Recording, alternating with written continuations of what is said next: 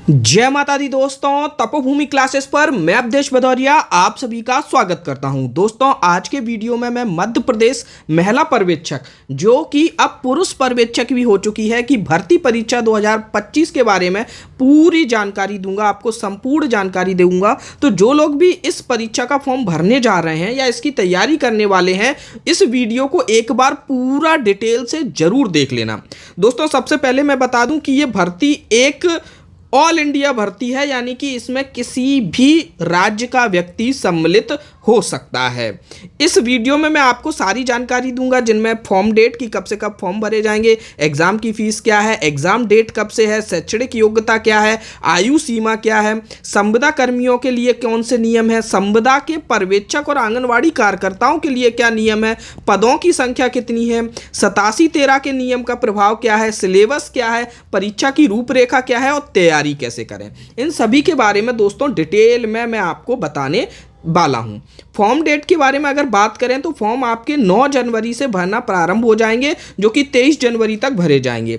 अगर फॉर्म में आपको कोई करेक्शन करना हो, कोई गलती हो गई है, तो 28 जनवरी तक फॉर्म में करेक्शन भी कर सकते हैं। एग्जाम फीस अनरिजर्व कैटेगरी के लिए 500 रुपये है और बाकी अन्य EWS, OBC, SC, ST सबके लिए 250 रुपये है। लेकिन अगर मध्य प्रदेश के आप बाहर के निवासी हैं, OBC, SC, ST किसी भी कैटेगरी में आ रहे हो, तो वो आप अनरिजर्व में ही काउंट किए जाएंगे, आपकी फीस भी 500 रुपये ही लगेगी।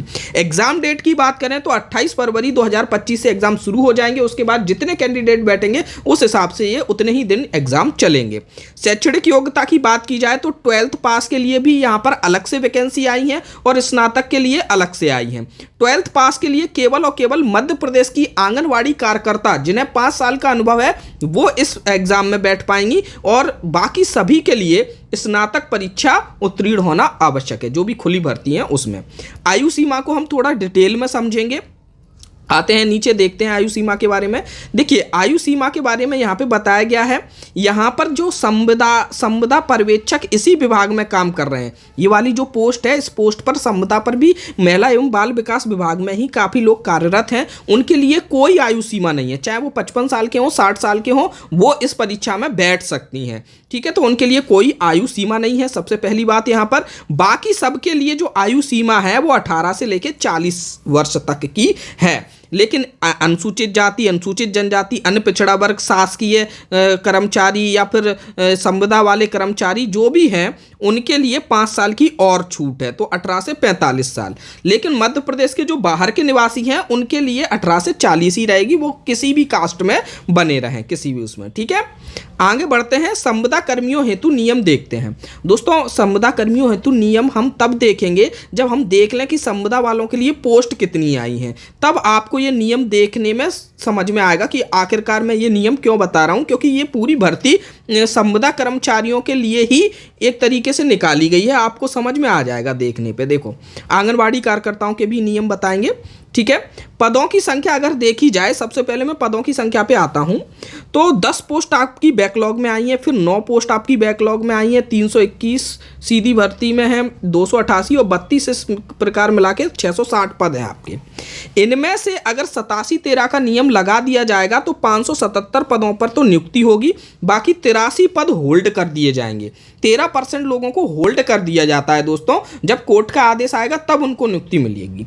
तो यहाँ देखते हैं कि ये 10 पोस्ट, 9 पोस्ट, 321, 288 और 32 पोस्ट है, किन किन के लिए निकली हैं। तो यहाँ हम देखेंगे कुछ बैकलॉग के पद हैं। यहाँ पर देखो, आंगनवाड़ी कार्यकर्ताओं के लिए सीमित सीधी भर्ती। दोस्तों, इसमें केवल आंगनवाड़ी कार्यकर्ता ही बैठ पाएंगी। कौन कौन बैठ पाएंगी? जिन्हें 5 साल का अनुभव रह चुका होगा। इसमें आंगनवाड़ी सहायिका, आशा कार्यकर्ता, मिनी आंगनवाड़ी, ये लोग पात्र नहीं होंगी, साफ साफ लिख दिया गया है। ठीक है, इसमें केवल आंगनवाड़ी कार्यकर्ता ही बैठ पाएंगी, वो भी ऐसा नहीं कि दूसरे राज्य की आंगनवाड़ी कार्यकर्ता हो, मध्य प्रदेश की हो और जिन्होंने 5 साल का अनुभव भी हो उन्हें। ठीक है, ये बैकलॉग यानी पिछले बार कुछ कैटेगरी वाली पोस्ट रह गई थी, तो वो 10 पोस्ट यहाँ पर बैकलॉग की हैं।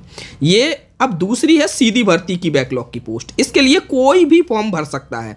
ये जो 9 पोस्ट हैं, इसमें स्नातक योग्यता मांगी गई है और इसके लिए कोई भी फॉर्म भर सकता है। ठीक है, अभी ये जो 4 अंक 5 वर्ष ये बाद में बताएंगे, ये संविदा पर्यवेक्षक के लिए है, क्योंकि इसमें भी जो 4 पद हैं आपके, वो तो आपके डायरेक्ट भर्ती के हैं। ठीक है, और 5 पद संविदा कर्मियों के लिए हैं, जो संविदा में कार्यरत हैं अलग अलग विभागों में या फिर इसी विभाग में, उनके लिए ये पद आपके कैसे हैं, अलग कर दिए गए हैं, पृथक कर दिए गए हैं। तो यहाँ पर भी आपके लिए 4 पद हैं, 5 संविदा कर्मियों के लिए पद हैं। आगे देखते हैं, आंगनवाड़ी कार्यकर्ताओं से सीमित सीधी भर्ती हेतु, इसमें केवल आंगनवाड़ी कार्यकर्ता बैठ सकते हैं, इनके लिए 321 पद हैं। अनरिजर्व के 87, ईडब्ल्यूएस के 32, एससी के 51, अनुसूचित जाति के 64 और ओबीसी के 87। इनमें संविदा कर्मियों का कोई आरक्षण नहीं है। ये सीधे सीधे आंगनवाड़ी कार्यकर्ता 321 पदों पर भर्ती की जाएंगी। ठीक है, 12वीं पास चाहिए, 5 साल का अनुभव चाहिए। अब यहाँ हम देखते हैं इसमें कितने पोस्ट होल्ड पे रखे जाएंगे और कितने पे भर्ती होगी। तो 279 आपके पदों पे सीधी भर्ती होगी और 42 पद आपके होल्ड पे रखे जाएंगे, और जैसे ही कोर्ट का निर्णय आएगा उस आधार पर इनको नियुक्ति दी जाएगी। अब यहाँ देखते हैं पर्यवेक्षक, जो कि खुली भर्ती से, ये ज़्यादातर लोग इसमें एलिजिबल होंगे। ठीक है, यहाँ पर आपके कुल पद कितने हैं, 288 हैं, लेकिन 288 में भूतपूर्व सैनिक जो महिला हैं उनके लिए 30 पोस्ट रिजर्व हैं, और जो संविदा कर्मी महिला हैं, किसी भी विभाग में संविदा पर कार्यरत हैं, जो जिन्हें 5 साल का अनुभव है, उनके लिए 145 पोस्ट रिजर्व हैं, क्योंकि 50% का आरक्षण दिया गया है संविदा कर्मियों को। अब आपके पास केवल 113 पद बचे हुए हैं। इन 113 पदों में भी केवल और केवल 99 पदों के लिए सीधी भर्ती होनी है। अभी तुरंत 99 लोगों को ज्वाइनिंग लेटर मिल जाएंगे, 14 लोग होल्ड पे कर दिए जाएंगे। ठीक है, 87-13 के नियम के हिसाब से। तो 99 पद आप लोगों के पास है, इन 99 पदों की आपकी लड़ाई है, आप ये मान के चलिए। यहाँ पे अनारक्षित के 31 पद हैं, ईडब्ल्यूएस के 11 पद हैं, एससी के 18 पद हैं, एसटी के 23 पद हैं और ओबीसी के 30 पद हैं। कुल 113 पद हैं, है ना। तो ये आपके लिए है, संविदा कर्मी के लिए 145 हैं। 50% का रिजर्वेशन तो है, लेकिन फिर भी उनके पद कुछ ज़्यादा ही हो गए हैं, है ना, क्योंकि इसमें ये भूतपूर्व सैनिक भी आपके में जुड़ गए हैं। अब आगे बढ़ते हैं हम। देखो इस बार क्या है, एक नई इसमें बात आ गई है कि पुरुषों के लिए भी भर्ती ओपन कर दी गई है, और बताया गया है कि पुरुष पर्यवेक्षक केवल पहाड़ी, दुर्गम एवं वन आच्छादित क्षेत्रों में नियुक्त किए जाएंगे। ठीक है, ऐसे क्षेत्रों के लिए पुरुष पर्यवेक्षक नियुक्त किए जाने हैं, और इनकी पदों की कुल संख्या 32 है। इनमें भी सीधी भर्ती के लिए केवल 10 पद ही हैं, बाकी 18 पद आपके संविदा कर्मी वालों के लिए हैं, जो विभिन्न विभागों में संविदा पर कार्यरत हैं। भूतपूर्व सैनिकों के लिए 4 पद हैं। तो अनारक्षित के 3 पद, ईडब्ल्यूएस का 1 पद, एससी का 1 पद, एसटी के 2 पद और ओबीसी के 3 पद। इन पर आप डायरेक्ट नियुक्त हो पाएंगे। इनमें से भी आपके क्या हैं कि 2 पद होल्ड पे होंगे, 8 पद आपके कुल हैं। तो यहाँ पर भी 28 पदों पे नियुक्ति मिलेगी, 4 होल्ड पे हैं। यहाँ पर अभी आप समझोगे तो सीधी भर्ती के लिए 8 ही पद खाली हैं, जैसे कि महिलाओं के लिए सीधी भर्ती के लिए 99 पदों पर नियुक्ति होनी है और पुरुषों के लिए 8 पदों पे। तो ये आपके लिए टोटल वैकेंसी है, आप ये मान के चलिए 8 और 99। ठीक है, पुरुषों के लिए 8 पद हैं और महिलाओं के लिए 99 पद हैं। ये बिल्कुल खुली भर्ती है, इसमें सभी लोग कॉम्पिटिट करेंगे। अब मैं यहाँ आपको संविदा वालों के लिए नियम बता दूं, क्योंकि संविदा वालों के लिए ये भर्ती है, और अब मध्य प्रदेश में जितनी भी भर्तियां होंगी सभी भर्तियों में संविदा वालों को 50% का रिजर्वेशन मिलेगा, यानी आधी भर्ती उन्हीं के लिए होगी। अब यहाँ देख लो संविदा कर्मियों के लिए क्या नियम है। देखो दोस्तों, संविदा कर्मियों के लिए ये नियम है, ये एक कोई आदेश आया होगा। ठीक है, इस आदेश के तहत मध्य प्रदेश राज्य रोजगार गारंटी परिषद, राज्य जिला स्वास्थ्य समिति, मध्य प्रदेश सर्व शिक्षा अभियान मिशन में संविदा पर नियुक्त अधिकारियों या कर्मचारियों को नियमित पदों पर नियुक्ति प्राप्त करने के अवसर देने हैं। और उन अवसरों के लिए क्या करना है कि जितने भी विभाग होंगे सब में 50% भर्ती जो है ना, वो संविदा वालों के लिए होगी। ठीक है, और आप इसमें पात्र कब होंगे, जब आपने किसी ऐसे विभाग में संविदा पर कम से कम 5 साल काम किया हो। 5 साल काम किया होगा तो ही आप उस विभाग में आप फॉर्म भरने के लिए योग्य हो पाएंगे। अब एक और महत्वपूर्ण बात, बहुत से लोगों को ये लगता है कि जिस विभाग में संविदा पे कार्यरत हैं उसी विभाग की भर्ती आएगी तो ही अपन ज्वाइन कर पाएंगे। ऐसा नहीं है। यहाँ पर देखिए ये नियम दिया है 3.5 कि किसी भी विभाग में कार्यरत संविदा पर नियुक्त सेवक अन्य किसी विभाग के द्वारा विज्ञप्त पद पर आवेदन कर सकेगा। अगर वो 5 साल के लिए उसकी हो चुकी है तो वो कर सकेगा। ठीक है, बस यहाँ पर क्या है, संविदा पर्यवेक्षक को कुछ छूट दे दी गई है। संविदा पर्यवेक्षक यानी कि इसी विभाग में महिला एवं बाल विकास विभाग में जो महिला पर्यवेक्षक हैं वो कुछ संविदा पर भी नियुक्त हैं। उनको एक छूट क्या दे दी गई है कि अगर उनको 5 साल पूरे नहीं भी हुए हों तो भी इस भर्ती में वो बैठ सकते हैं। कैसे बैठ सकते हो, क्या फ़ायदा मिलेगा उनको? अगर उनको 1 साल पूरी हो गई है तो उन्हें 5 नंबर मिलेंगे। ठीक है, अगर 2 साल पूरी हो गई हैं, शायद 4 नंबर हैं 1 साल के, है ना, 4 नंबर हैं 1 साल के, सॉरी 5 मैंने गलत बता दिए, 4 नंबर हैं 1 साल के। 1 साल उनकी पूरी हो गई होगी तो उन्हें 4 नंबर एक्स्ट्रा मिल जाएंगे। 2 साल के 8 नंबर मिल जाएंगे। इस तरीके से 5 साल तक के उनको 20 नंबर मिलेंगे और उसके बाद 6 साल 7 साल अगर हो गई हैं तो उसके भी 20 ही होंगे। 20 से ज़्यादा नंबर नहीं बढ़ाए जाएंगे। तो 200 नंबर का जो पेपर है उनके अनुभव के हिसाब से उनको ये नंबर एक्स्ट्रा दिए जाएंगे। लेकिन इसमें भी एक शर्त है, अगर उनको यहाँ पर एक ऑप्शन चूज करना पड़ेगा। वो ऑप्शन क्या होगा, या तो आप नंबर ले लो या संविदा वाला रिजर्वेशन ले लो।